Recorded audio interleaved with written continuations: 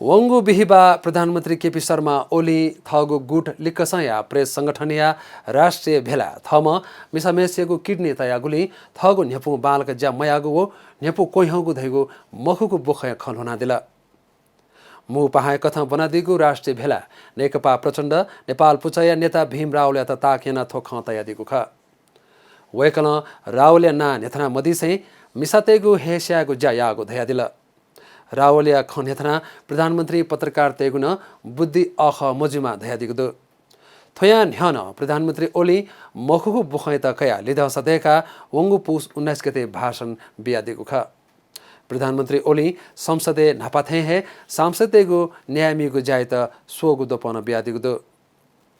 वंगु बिहिबा यही राष्ट्रिय सभागृह सकुसागोगु प्रेस संगठन नेपाय निकोगु राष्ट्रिय भेला ओली सांसद तेत न्यायमिगु तक सोगु दोप तक बियादिला